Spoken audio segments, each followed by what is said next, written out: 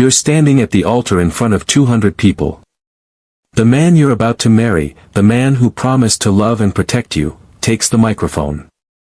But instead of saying his vows, he looks directly into your eyes and begins to destroy you. He reveals your deepest secrets, twists your past into something ugly, and paints you as a liar in front of everyone you know. Your parents are watching. Your friends are watching. Strangers are recording on their phones. And there's nowhere to run, nowhere to hide, because you're trapped in a wedding dress that cost more than most people make in a year, standing under crystal chandeliers in a room that suddenly feels like a courtroom. Now imagine this. Just when you think it can't get any worse, just when the humiliation reaches its peak, the doors at the back of the room swing open. And the one person you never expected to see again, the one person who knows the real truth, walks in. Not to beg. Not to plead. But to reveal something so shocking that it leaves a billionaire speechless and an entire wedding hall frozen in disbelief. This is that story. This is what happened to Claire Montgomery on what was supposed to be the happiest day of her life. And I promise you, what you're about to hear will make you question everything you think you know about love, power, and the price of staying silent when someone tries to rewrite your history. Before we go any further, if you're ready for a story that will keep you on the edge of your seat, hit that subscribe button right now and turn on notifications so you never miss our next upload. Drop a comment below and let us know where you're watching from. We love hearing from you. And if you've ever had someone twist your story or try to humiliate you, this one's for you. Let's get into it.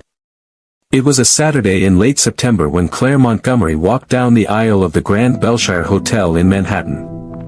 The ballroom was decorated like something out of a dream, the kind of dream that costs $500,000 to bring to life. White roses cascaded from every corner, their petals so perfect they almost didn't look real. Crystal chandeliers hung from the ceiling like frozen waterfalls, catching the afternoon light and scattering it across the room in tiny rainbows. Soft piano music filled the air, the kind that makes your chest tighten with emotion even if you don't know why. The guests wore their finest suits and gowns, designer labels and expensive jewelry glinting under the lights.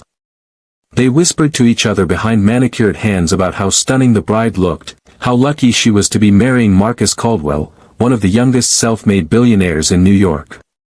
Marcus had made his fortune in real estate and tech investments, the kind of ventures that turned millions into billions before most people even understood what was happening. His name carried weight in rooms where decisions that changed entire industries were made over handshakes and glasses of scotch that cost more than rent. Claire had met him 2 years earlier at a charity gala, one of those events where wealthy people gather to feel good about writing checks for causes they'll forget about by the following week. She was working as an event coordinator, making sure everything ran smoothly behind the scenes while the important people took credit for the success. Marcus was the keynote speaker that night, commanding attention from every corner of the room with his deep voice and confident smile, the kind of smile that seemed to say he always got what he wanted and rarely had to ask twice. He noticed her across the room during the cocktail hour, watching her coordinate staff and handle a minor crisis with the catering without breaking a sweat. He introduced himself with that practiced charm that successful men perfect over years of networking, and within months, they were inseparable. Or at least, that's what the world saw when photographers captured them at restaurant openings and charity events. That's what Claire tried to believe when she looked at herself in the mirror wearing clothes she never could have afforded before, living in a penthouse she never would have dreamed of, attending parties where people discussed money the way normal people discussed the weather. But love, real love, doesn't always start with champagne in crystal glasses and photographers capturing every smile for social media. Sometimes it starts in a cramped studio apartment with furniture from thrift stores, where two people share one plate of spaghetti because that's all the groceries they could afford that week and they're both pretending it's romantic instead of necessary. Before Marcus, before the penthouses and the private cars and the life that looked perfect in every photograph, Claire had loved someone else. His name was Daniel Carter, and they met in college during a communications class that neither of them particularly enjoyed but both needed for their degree. They were together for 4 years that felt like a lifetime when you're young and everything is intense and you believe that love can conquer anything if you just want it badly enough. Daniel was kind in a way that didn't need an audience. He was patient when she was stressed about exams, steady when everything felt uncertain, and he saw her, really saw her, in ways that made her feel like she mattered beyond what she could do or achieve or become. They talked about marriage during late-night conversations in his old pickup truck, parked outside her dorm building because neither of them wanted the night to end. They talked about the family they'd raise, the life they'd build together, the little house with the blue door they'd save up for one day. But life has a way of testing love in ways you don't expect, in ways that college dreams and late-night promises don't prepare you for. Daniel's mother fell ill during their senior year. Cancer. Stage 4. The kind that doesn't come with good news or hopeful prognosis or doctors who look you in the eye and tell you everything will be okay. It was the kind where they give you timelines instead of treatment plans, where they talk about comfort and quality of life instead of recovery. Daniel had to drop out of school to take care of her because there was nobody else, no other family, no safety net, no backup plan. His father had left when he was 8 years old, just walked out one morning and never came back, and Daniel was an only child. It was just him and his mom, and when the hospital bills started piling up, when the treatments became more expensive than anything they could afford even with insurance that covered almost nothing, Daniel worked 3 jobs just to keep her comfortable. He worked construction during the day, stocked shelves at a grocery store in the evening, and drove for a rideshare service late at night.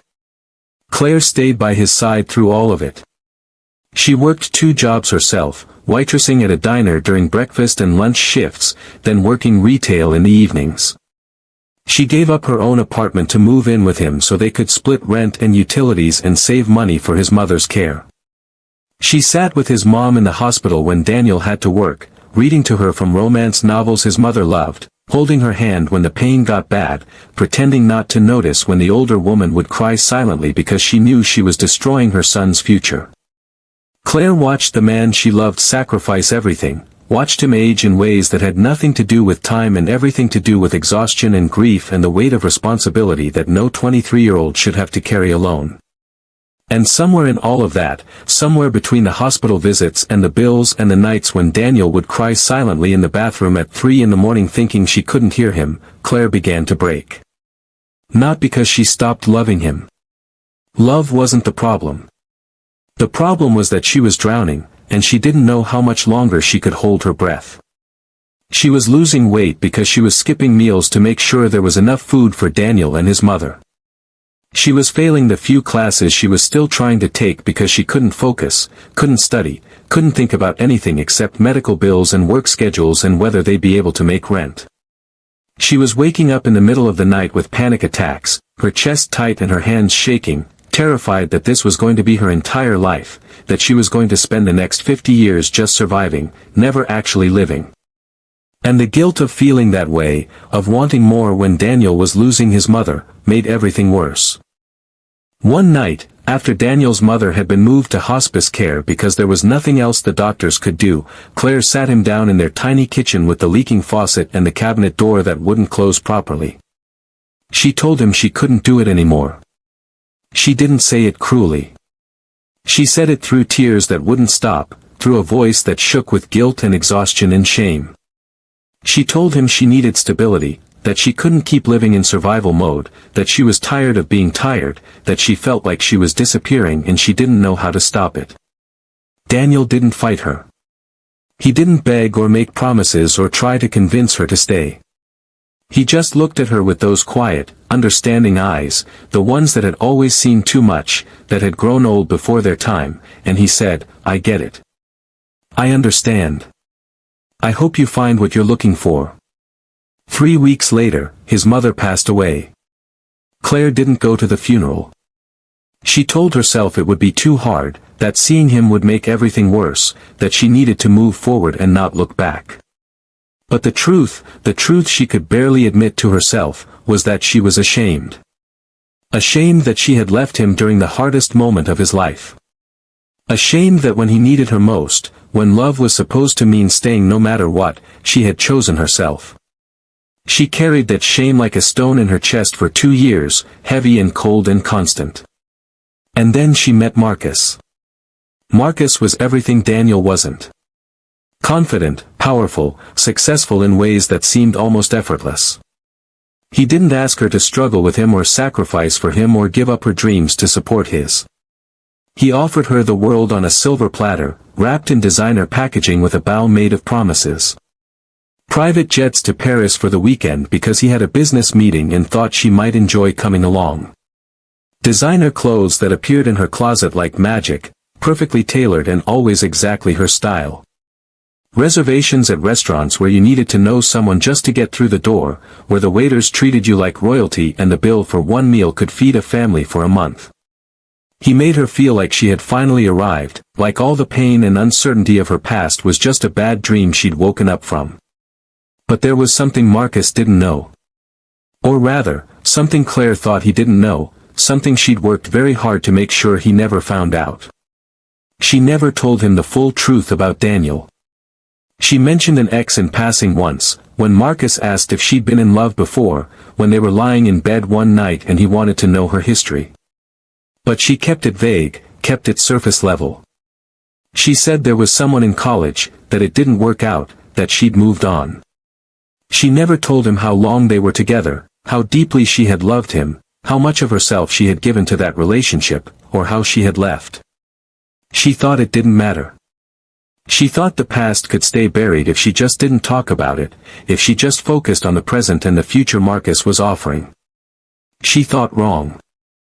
The wedding day started like something out of a magazine, the kind of magazine that regular people flip through in waiting rooms and dream about lives they'll never have. Claire woke up in a suite overlooking Central Park, the morning sun streaming through floor-to-ceiling windows, painting everything in soft golden light. She was surrounded by bridesmaids in matching silk robes, all of them sipping mimosas and laughing, and a team of makeup artists and hairstylists who worked like surgeons preparing for a critical operation, every brush stroke and pin placement precise and intentional. Her dress was hanging on a special rack by the window, custom-made by a designer whose name people dropped in conversations to prove they understood what real luxury meant. Ivory silk with delicate lace sleeves that had been hand-sewn in Italy, a train that seemed to go on forever, tiny pearls sewn into the bodice that caught the light every time she moved. When she finally put it on, when the stylist zipped up the back and adjusted the train and placed the veil in her carefully curled hair, Claire looked at herself in the full-length mirror and felt beautiful. She felt like she had made it, like she had finally become the person she was always supposed to be. Her mother was there, crying happy tears, touching Claire's face gently and telling her how proud she was, how far she'd come, how she deserved all of this and more. Claire's best friend, Jessica, kept saying, "This is it, Claire. This is your fairy tale. You deserve this.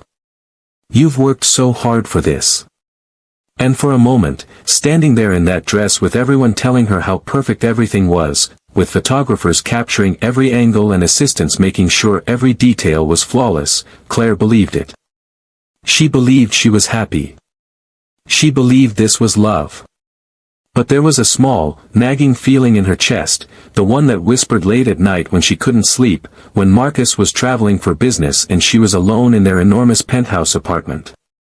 The voice that asked, "But is this what you really want? Or is this just what looks right? Is this love, or is this just safety?" She ignored it. She had to. Because backing out now, after everything, after all the planning and the deposits and the 200 guests who had flown in from around the world, after the dress and the flowers and the venue and the caterers and the photographers and the year of preparation, felt impossible. It felt like admitting she'd made a mistake, and Claire had spent her entire life trying not to make mistakes. The ceremony was held in the grand ballroom on the third floor of the Grand Belshire Hotel, a space so large and ornate it felt more like a palace than a venue. 200 guests filled the rows of white chairs, each chair tied with a silk ribbon and decorated with a small bouquet of white roses. The guests were dressed to impress, designer suits and gowns, jewelry that could pay off mortgages, watches that cost more than cars. They were all eager to witness the union of Claire Montgomery and Marcus Caldwell, to be part of the event, to say they were there when it happened. The doors opened, and the music began, a string quartet playing a classical piece that Claire had spent weeks choosing. Her father took her arm, his hand steady and warm, and she could feel every pair of eyes on her as they started down the aisle. She saw Marcus standing at the altar, tall and composed in his tailored black tuxedo that probably cost more than most people's monthly salary. His hair was perfectly styled, his posture straight, his expression unreadable. But he didn't smile when he saw her. He just watched. Cold. Calculated. Like he was studying her. That should have been her first warning, her first clue that something was wrong. But she was too caught up in the moment, too focused on not tripping over her dress, on keeping her breathing steady, on making it to the end of the aisle without her knees giving out from the weight of everything she was feeling. When she finally reached him, her father kissed her cheek, squeezed her hand gently, and stepped aside. Claire took Marcus's hands, and for the first time that day, she looked directly into his eyes, really looked at him. They were cold. Not nervous, not emotional, not filled with the kind of love and tenderness you'd expect from a groom on his wedding day. Just cold. Empty. Like he was looking at a business deal he was about to close, another acquisition to add to his portfolio. The officiant began the ceremony with the traditional words, the ones about love and commitment and the sacred bond of marriage, the ones that had been spoken at weddings for hundreds of years. Everything proceeded as planned. The readings from Claire's cousin about love being patient and kind. The prayer from Marcus's business partner about new beginnings. The music cues that the quartet executed perfectly. But then, just as the officiant was about to ask Marcus to say his vows, just as Claire was preparing to hear the words she'd been dreaming about, Marcus held up a hand. "Actually," he said, his voice calm and clear, cutting through the moment like a knife through silk, "I'd like to say something first."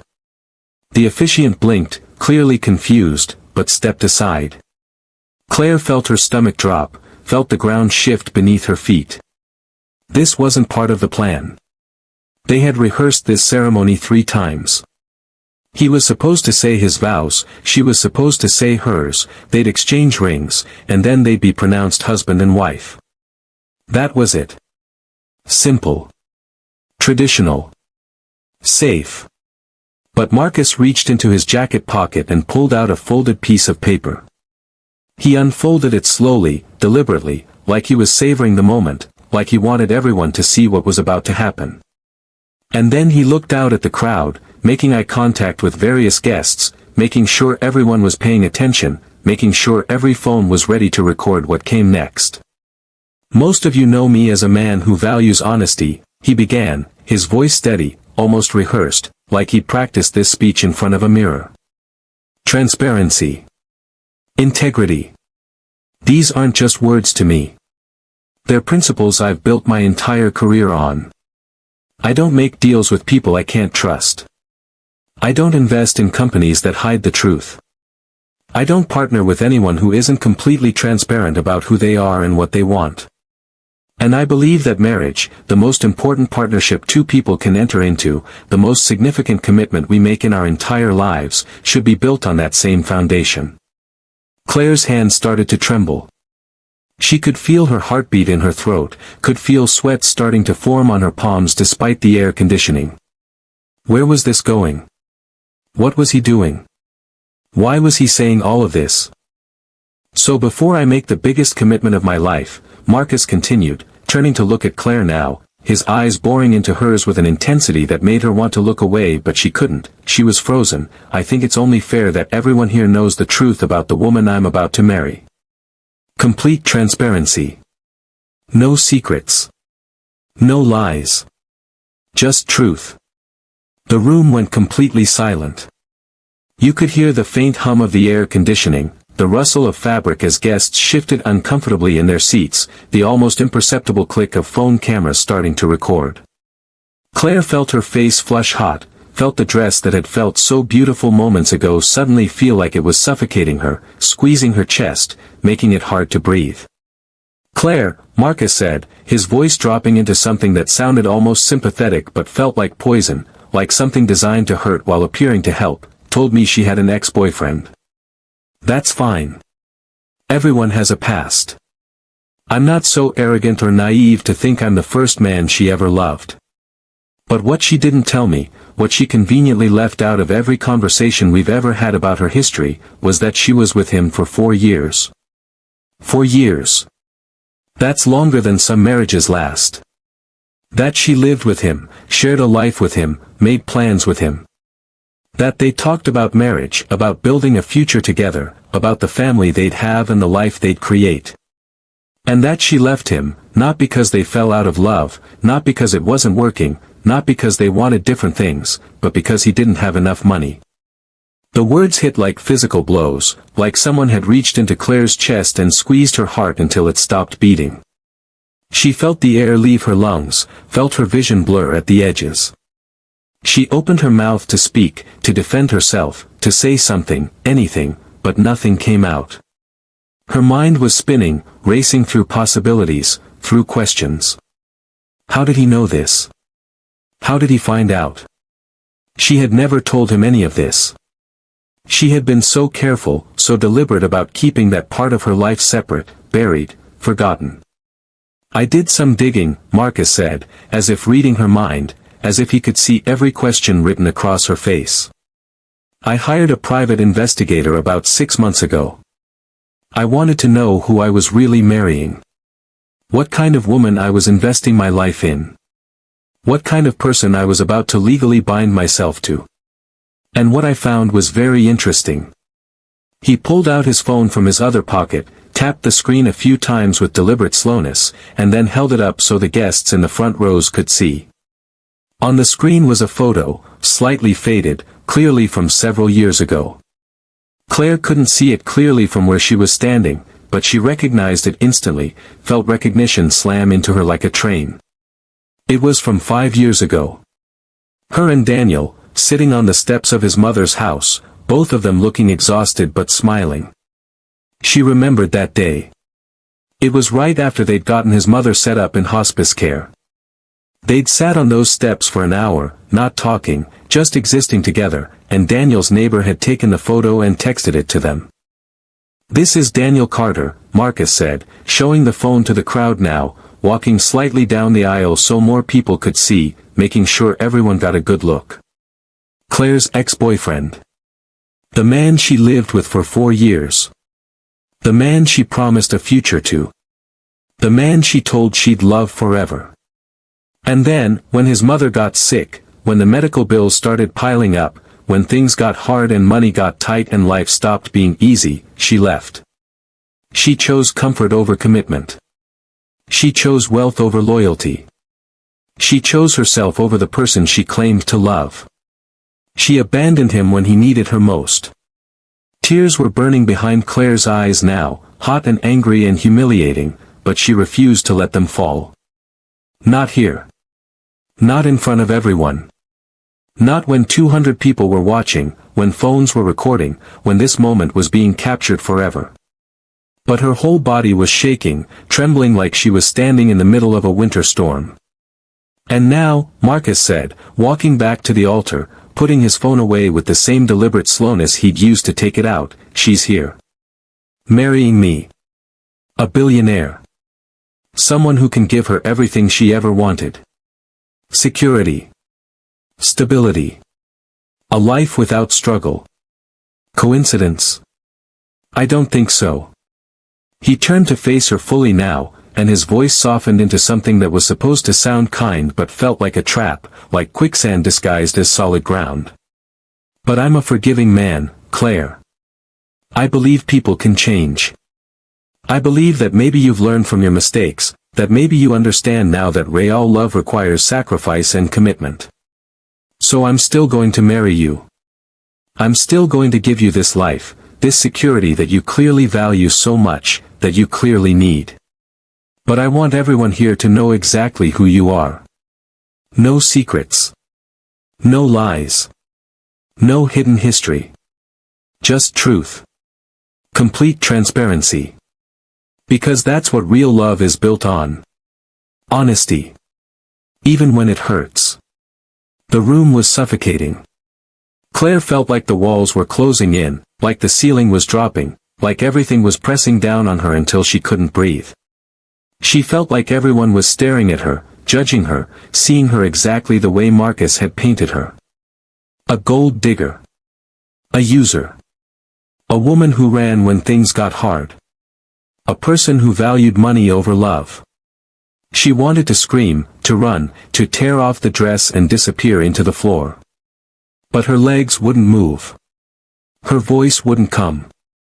She was frozen, completely and utterly frozen. And then, just as the silence became so thick you could choke on it, just as the weight of every stare and every whisper and every judgment became unbearable, the heavy oak doors at the back of the ballroom creaked open. The sound echoed through the space like thunder. Every single head turned. 200 pairs of eyes shifted from Claire to the back of the room. A man stepped inside. He was tall, probably 6 feet, lean but not skinny, dressed in a simple but well-fitted charcoal gray suit that looked modest compared to the designer tuxedos filling the room. His hair was a little longer than it used to be, slightly tousled like he'd been running his hands through it, dark brown with hints of gray at the temples that hadn't been there before.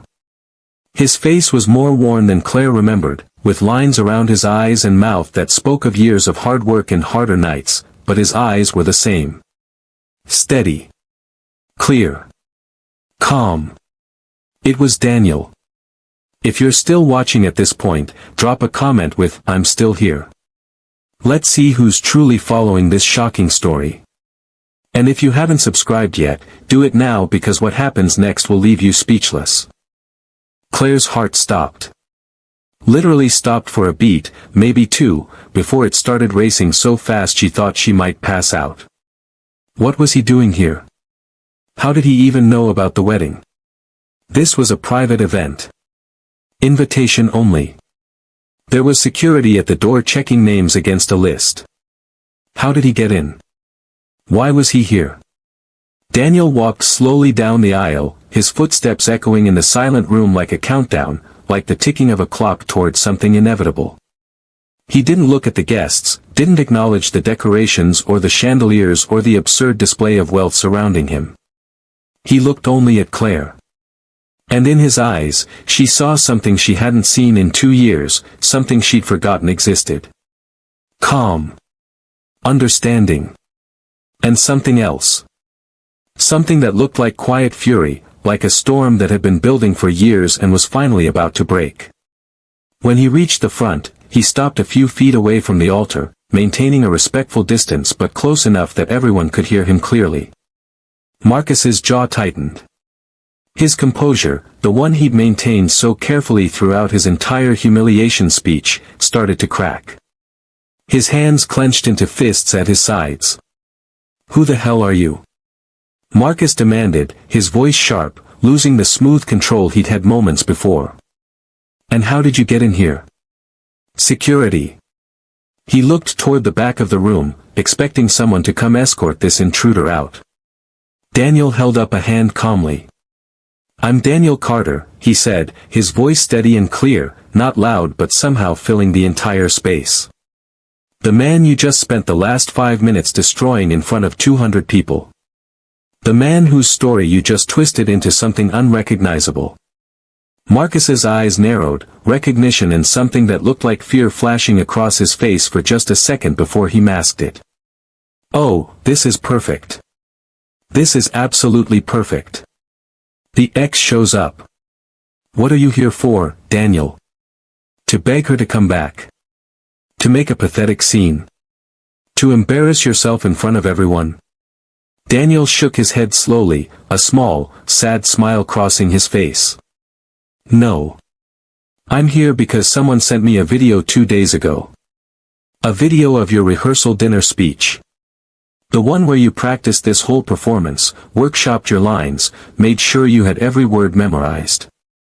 And I realized you were going to humiliate her publicly, destroy her in front of everyone she knows. So I came to make sure she knew the truth. The truth you clearly don't know. The truth you didn't bother to find out because your private investigator only gave you half the story. The half that fit the narrative you wanted." The room stirred. Guests leaned forward in their seats. Phones that had been recording Marcus now swung toward Daniel. Marcus's face was turning red now, the controlled composure completely gone. "I know everything I need to know," Marcus said, his voice rising. "She left you because you were poor. Because you couldn't give her the life she wanted. Because when things got hard, she ran. Those are facts." Daniel smiled again, but it wasn't a happy smile.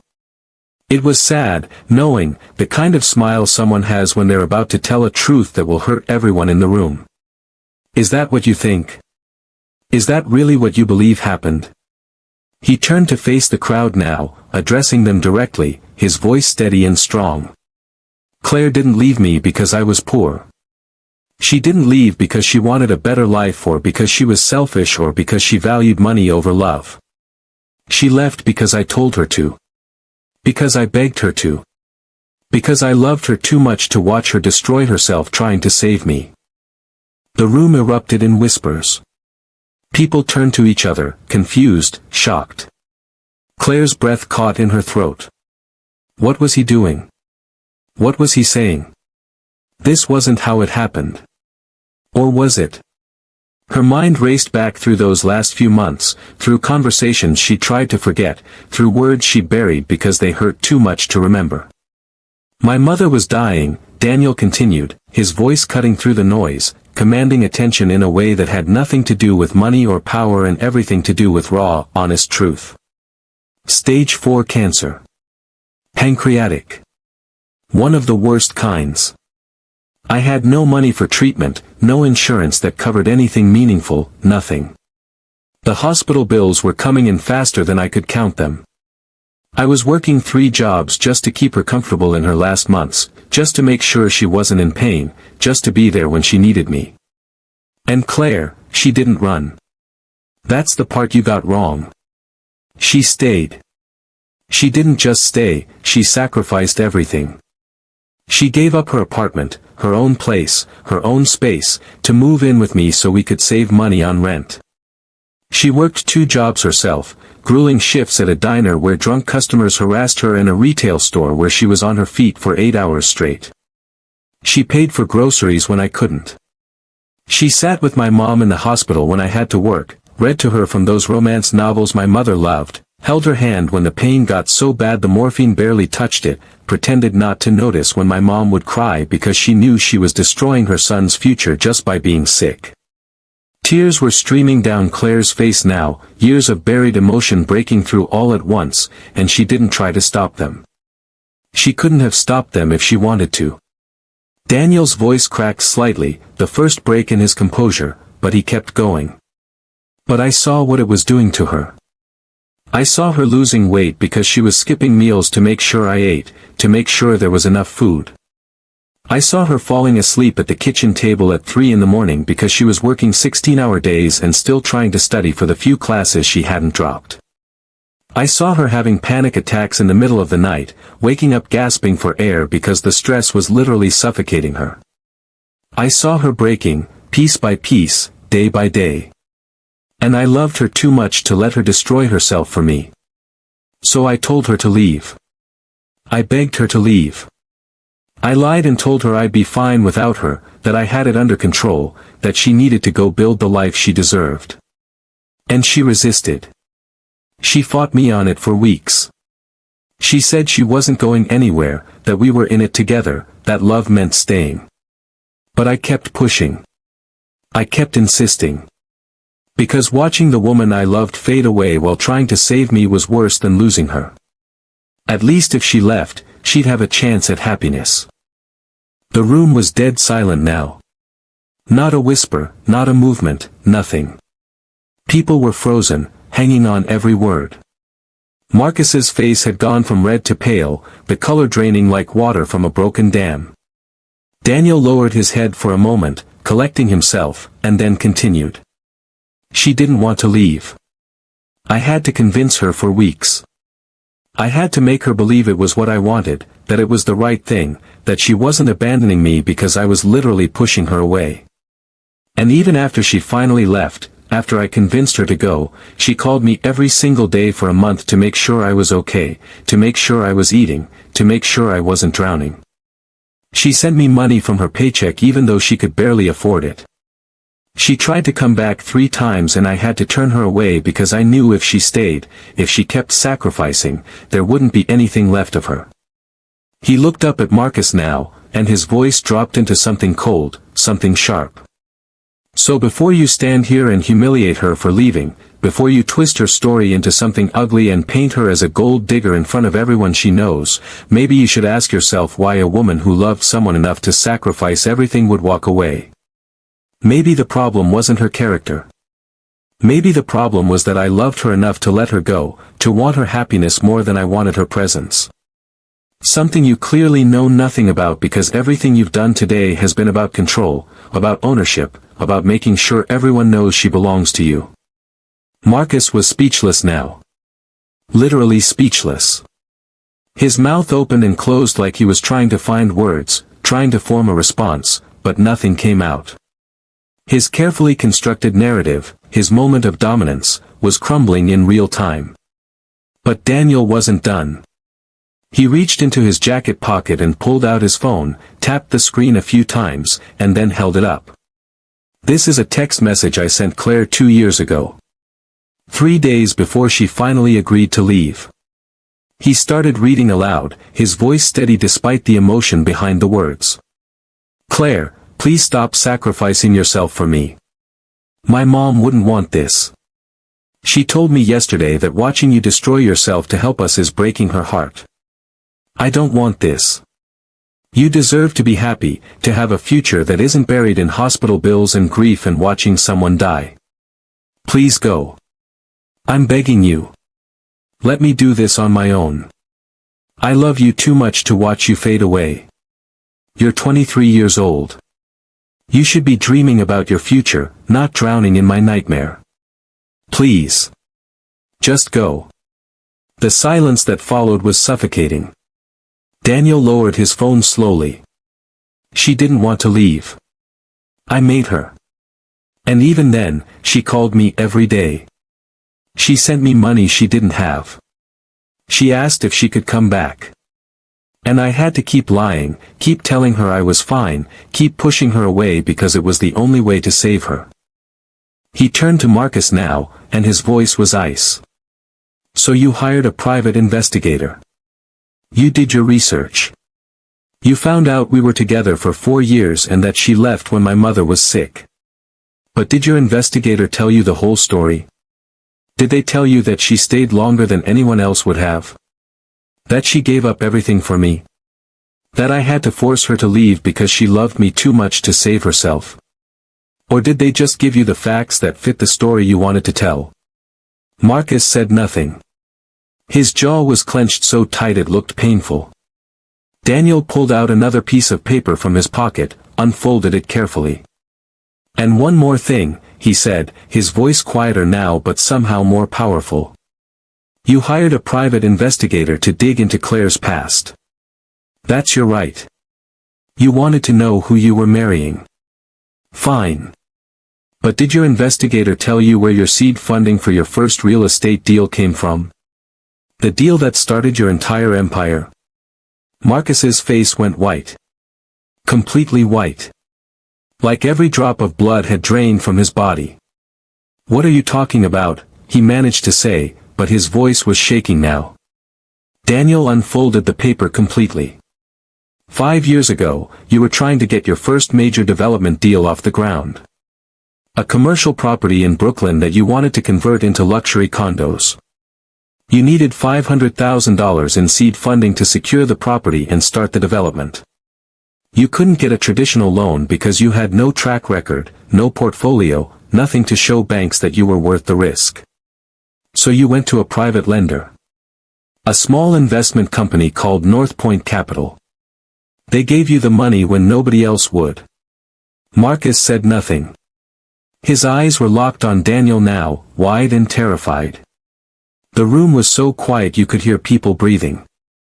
North Point Capital, Daniel continued, was owned by my late mother, Elizabeth Carter. She had invested her life savings into that company 15 years before she got sick. It was her retirement fund, her security, everything she'd worked for. And when you came looking for funding, when you pitched your idea with all that confidence and charm, she believed in you. She took a risk on you when nobody else would. She gave you $500,000, money she'd spent decades saving, because she saw potential in you. The room was frozen. People were staring at Marcus with expressions ranging from shock to disgust to disbelief. Claire had stopped crying. She was just staring at Daniel, at Marcus, trying to process what she was hearing. After she died, Daniel said, his voice cracking again, I inherited what was left of her assets, including the paperwork for that loan. You paid it back, with interest, which is how you like to tell the story when you talk about your first big success. You love to mention that you started from nothing, that you took a chance and it paid off. But what you don't mention, what you conveniently leave out of every interview and every speech, is that without that initial $500,000 from my mother, you wouldn't have gotten started. You wouldn't have built your empire. You wouldn't be standing here today in this room, humiliating a woman who stayed by my side while my mother, the woman who made your entire career possible, was dying. Tears were falling down Daniel's face now, but he didn't wipe them away. My mother died 3 weeks after giving you that money. She never got to see you pay it back. She never got to see her investment succeed. But you know what she did get to see? She got to see Claire. She got to watch this woman, the one you just called a gold digger, sacrifice her own future to sit with a dying woman she barely knew. She got to hold Claire's hand when the pain was bad.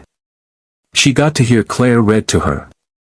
She got to know that her son wasn't alone, that someone loved him enough to stay when any sane person would have run. He turned to the crowd one final time. So when you watch this video later, when you share it on social media, when you talk about what happened here today, remember this. The woman Marcus just humiliated in front of all of you is the same woman who stayed by my side while my mother was dying. The same mother who gave him the money that started his entire career. The same woman who sacrificed years of her life to help people she loved. And the man who humiliated her built his fortune on the generosity of the woman she helped care for in her final days. The silence that followed was absolute. No whispers, no movement, no sound except the faint hum of the air conditioning. Guests sat frozen, their eyes wide, mouths slightly open in shock. Some were crying. Some were filming. Some just stared, unable to process what they'd just heard. Marcus looked like he'd been hit by a truck. His face was ashen, his hands shaking, his carefully constructed image shattered into a million pieces on the marble floor.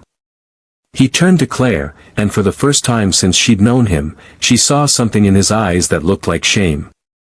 Real shame. Not calculated, not performed, but genuine. Claire, He started, his voice weak, but she held up her hand. The gesture was small but firm, and it stopped him mid-sentence. Don't, she said quietly, but her voice was steady now, stronger than it had been all day, maybe stronger than it had been in years. Just don't. She reached down with trembling fingers and slowly slid the engagement ring off her finger. The massive diamond caught the light one last time, sparkling like a beautiful lie, like everything this relationship had been. She placed it gently on the altar between them, the small sound of metal touching wood echoing in the silent room. I don't need your forgiveness, Marcus, she said, and her voice was clear and calm and certain.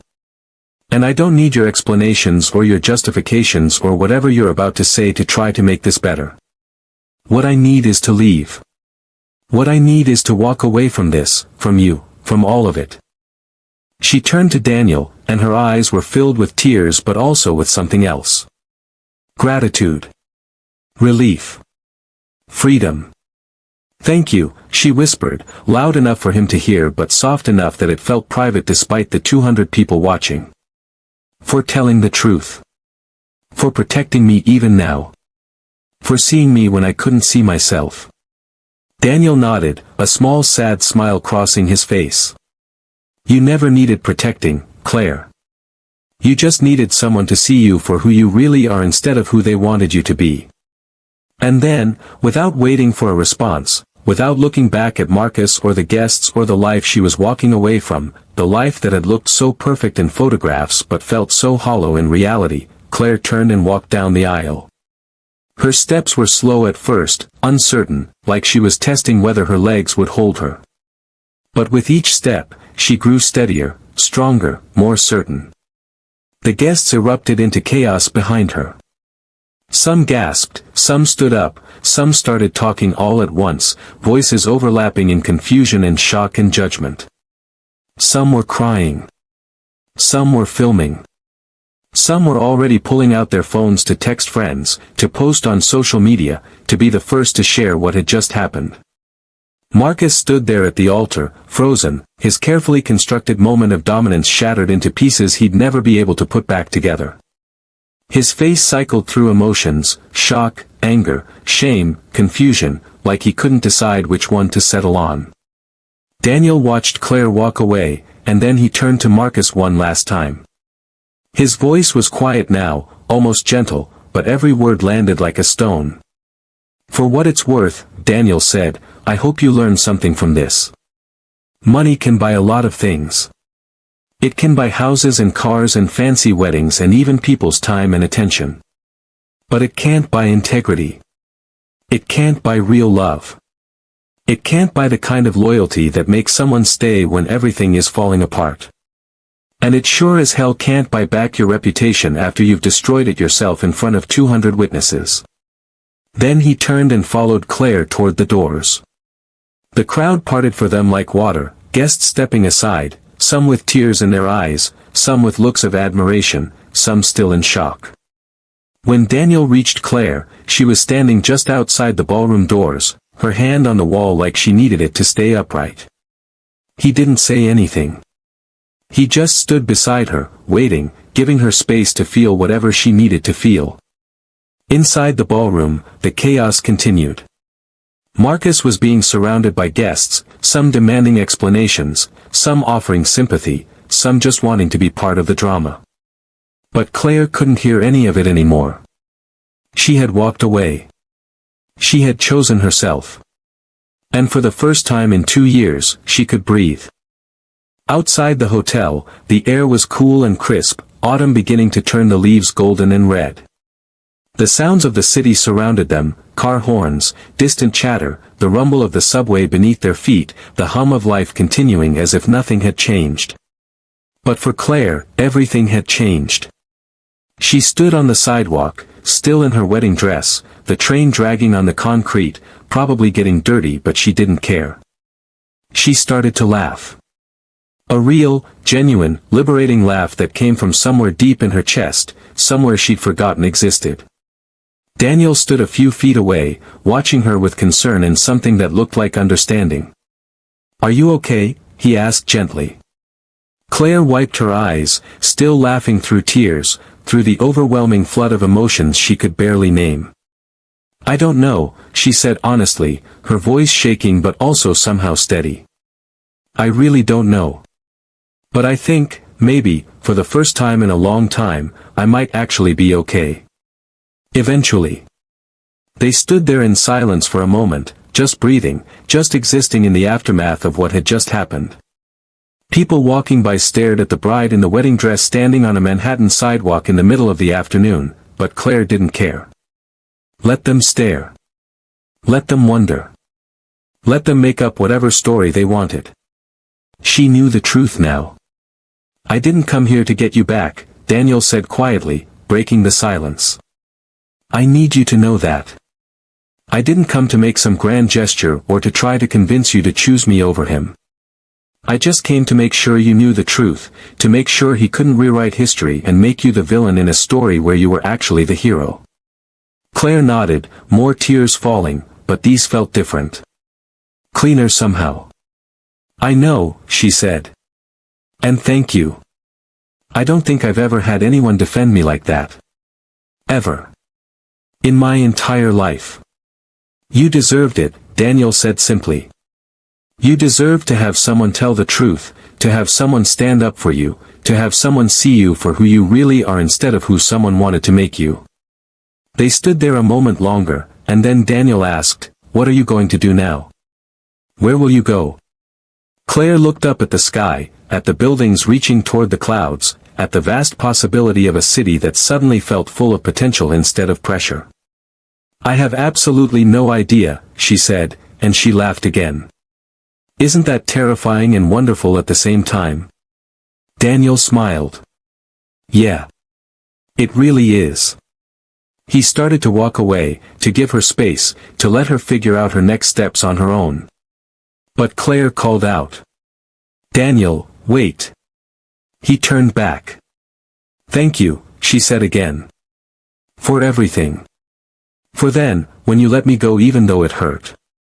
For now, when you came back even though you didn't have to.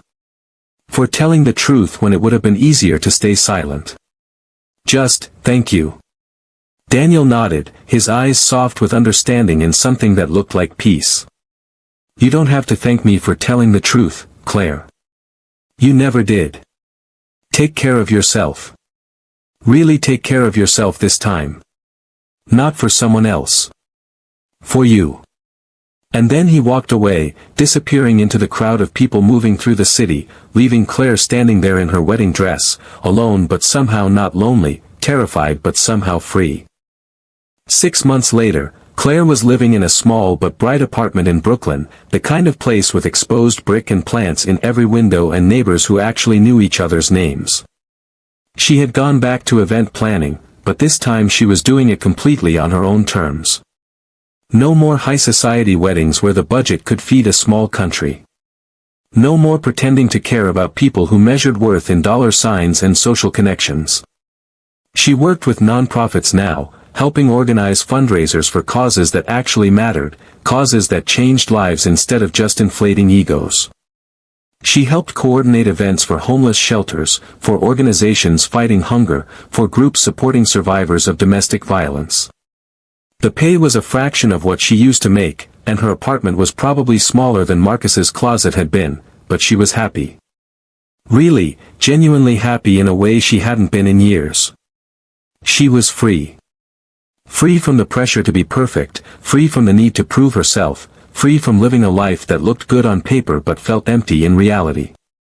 And one Saturday afternoon in early March, while she was setting up for a community fundraiser at a local youth center in Bedford-Stuyvesant, organizing tables and checking sound equipment and making sure the caterers had everything they needed, she saw him. Daniel. He was there on the other side of the room, helping set up chairs, laughing with a group of teenagers who were volunteering. He looked good. Healthy. Like the weight he'd been carrying had finally lifted. Their eyes met across the room, and for a moment, neither of them moved. Then, slowly, genuinely, Daniel smiled. Not the sad, knowing smile from the wedding. A real smile. Happy. Surprised. Warm. Claire felt her heart do something complicated in her chest, something between recognition and hope and fear and joy all mixed together. She walked over, weaving between tables and volunteers, until she was standing in front of him. Hi, she said, suddenly feeling like she was 20 years old again, nervous and uncertain and full of possibility. Hi, he replied, and his voice was exactly as she remembered, steady and kind and real. They stood there for a moment in slightly awkward silence, and then both spoke at once. What are you doing here? I volunteer here sometimes. They laughed, and the tension broke like a bubble popping. You first, Claire said. Daniel shrugged. I started volunteering here about a year ago. After everything that happened, after my mom passed, I realized I needed to do something meaningful with my time, something that mattered. These kids, they remind me that there's still good in the world, that there's still hope. What about you? Claire explained about her new job, about working with nonprofits, about finding purpose in helping people instead of just creating spectacles for the wealthy. As she talked, she watched Daniel's face, saw the genuine interest there, the way he listened like every word mattered.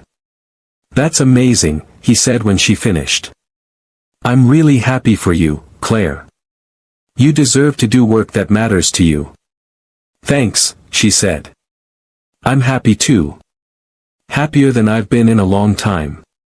They stood there in comfortable silence for a moment, the noise of the event setup continuing around them, volunteers moving equipment, music being tested, the sound of a community coming together. Then Daniel asked, quietly, carefully, "How are you doing?" "Really? After everything?" Claire took a deep breath, thought about the question, about everything that had happened in the last 6 months. The media storm after the wedding. The gossip. The judgment. The people who took sides, who created narratives, who turned her life into entertainment.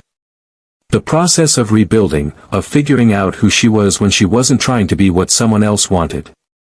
"I'm okay," she said finally. "It was hard for a while. Really hard. But I'm okay now. Better than okay, actually. I'm free. And that's worth more than anything Marcus could have given me." Daniel nodded, understanding crossing his face. "I'm glad. You deserve to be free. You deserved that all along." Another pause. Then Claire asked, "What about you? How have you been?" Daniel smiled, a little sadly but also peacefully. "I'm good. I finished my degree finally, just graduated last month. I'm working for a nonprofit that helps families navigate medical debt and hospital billing, trying to make sure other people don't go through what my mom and I went through. It doesn't pay much, but it feels right." "That sounds perfect for you," Claire said, and she meant it. They talked for another few minutes, catching up on the basics of their lives, carefully avoiding the deeper conversations, the heavier questions. And then Daniel said he needed to finish setting up the chairs, and Claire said she needed to check in with the caterers, and they parted with small smiles and a promise to see each other around. Over the following weeks and months, they kept running into each other. At volunteer events. At fundraisers. At coffee shops in Brooklyn where they'd both moved without realizing the other was nearby. The conversations got longer. The silences got more comfortable. They started texting occasionally, just friendly check-ins, nothing heavy or loaded with expectation. Just two people who had loved each other once, learning to be friends again, learning to exist in each other's lives without the weight of history crushing them. And slowly, carefully, like a plant growing towards sunlight, something began to shift. Not a romance exactly, not yet, maybe not ever. But something real. Something honest. Something built on who they actually were, not who they used to be or who they thought they should be. One evening in late summer, almost a year after the wedding that wasn't, they were sitting on a bench in Prospect Park, watching the sun set over the Brooklyn skyline, eating ice cream from a food truck because neither of them had eaten dinner and ice cream seemed like a perfectly acceptable meal for adults. "Can I ask you something?" Claire said, watching the orange and pink spread across the sky. "Of course," Daniel replied. "Do you ever regret it? Telling me to leave? Pushing me away?" Daniel was quiet for a long moment, thinking about the question carefully. "No," he finally said. "I don't regret it. It was the right thing to do, even though it hurt like hell. You needed to have a life that wasn't consumed by my grief. You needed to have a chance at happiness. But I wasn't happy," Claire said softly. "Not with Marcus.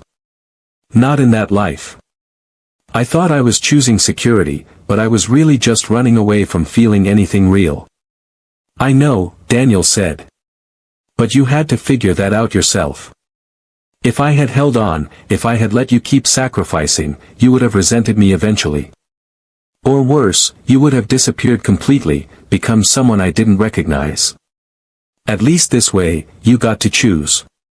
Even if the choice led you somewhere painful, it was still your choice." Claire nodded, understanding the wisdom in that even though part of her wished things had been different. "Do you regret leaving him?" Daniel asked. "Walking away from all that money, all that security?" Claire laughed, a genuine sound of relief and certainty. "Not even for a second. Best decision I ever made." "Well, second best. What was the first?" Daniel asked, curious. "Choosing to come back to Brooklyn," Claire said.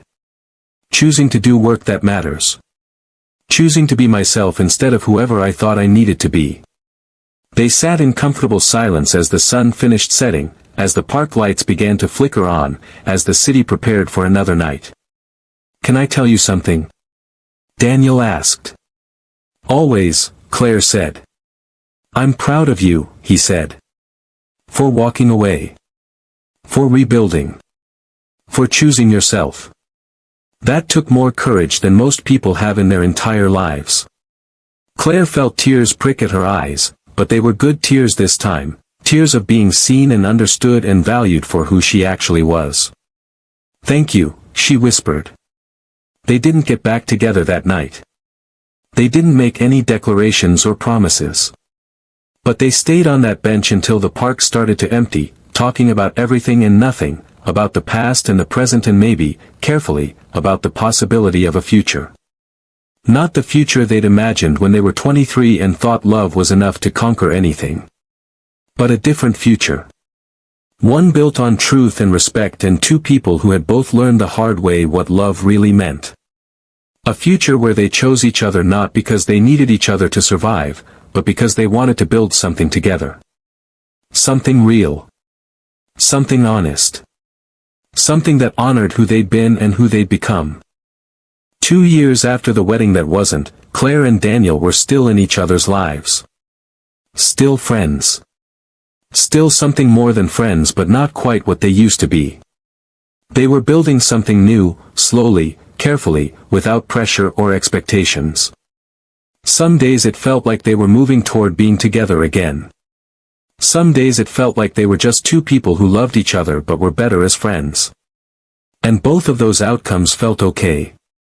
Because what they had now, this honest, real connection built on mutual respect and understanding, was more valuable than any label or status or definition. They had learned that love isn't always about staying together. Sometimes it's about letting go. Sometimes it's about protecting someone even when it hurts you. Sometimes it's about telling the truth even when everyone else wants you to stay silent. And sometimes, if you're very lucky, it's about finding your way back to each other after you've both become the people you needed to be all along. So let me ask you this. If you were Claire, standing at that altar while someone humiliated you in front of everyone you knew, twisted your history into a weapon, and used your past as entertainment for 200 guests, would you have had the strength to walk away? When someone offers you security and wealth and a life that looks perfect on the outside, but costs you your dignity and your truth, do you stay or do you leave? And what about Daniel? Would you have shown up? Would you have walked through those doors knowing you'd have to face your own pain all over again, just to defend someone who left you? Would you have had the courage to expose a billionaire in front of his own wedding guests, knowing it would make you a target, knowing it would put you in the spotlight you never wanted? Think about the people in your life right now. The ones who see you, really see you, not just the version of you that looks good on paper or makes them feel important or fits into their narrative. Are you holding on to them? Are you giving them the value they deserve? Or are you chasing something that glitters but has no heart, something that looks impressive but feels empty? Claire learned the hardest way possible that love isn't about wealth or status or proving anything to anyone. It's not about having the biggest ring or the most expensive wedding or the most impressive partner. It's about being seen, being valued, and being free to be yourself without apology or explanation. Marcus thought he could control her story. He thought he could own her past and shape her future. He thought that by exposing her, by humiliating her, he was asserting dominance and proving his worth. But in the end, all he proved was that money can't buy integrity, power can't create real connection, and truth will always be more powerful than carefully constructed lies. Claire took back her story. She reclaimed her narrative. She chose dignity over diamonds. And that, more than any wedding or any ring or any promise made in front of 200 people, is what real freedom looks like.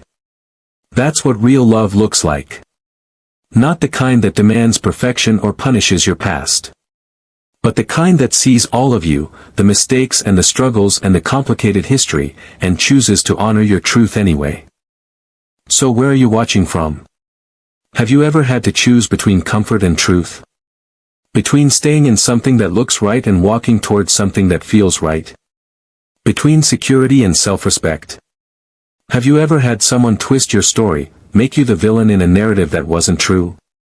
Or have you been the Daniel, the person who had to let someone go because you loved them too much to watch them suffer? Let us know in the comments. We want to hear your story. We want to know how this resonated with you, what it made you think about, what decisions you're facing in your own life. And if this story made you feel something, if it made you think about your own relationships and the choices you've made or need to make, if it reminded you that your worth isn't determined by who chooses you but by who you choose to be, then hit that subscribe button right now. Because we've got more stories like this. Stories that will make you think, make you feel, make you question the narratives you've been told about love and success and what really matters in life. Stories about real people facing real choices, about courage and truth and what it means to stand up for yourself when everyone else wants you to stay silent. Until next time, remember this. Your worth is not defined by who wants you or who chooses you or who offers you the most impressive life. It's defined by the choices you make when the whole world is watching and especially by the choices you make when nobody is. It's defined by whether you're willing to walk away from something that looks perfect but feels wrong. It's defined by whether you have the courage to tell your truth even when it's easier to stay silent. Thank you for watching. Thank you for being here. And remember, your story is yours to write. Don't let anyone else hold the pen.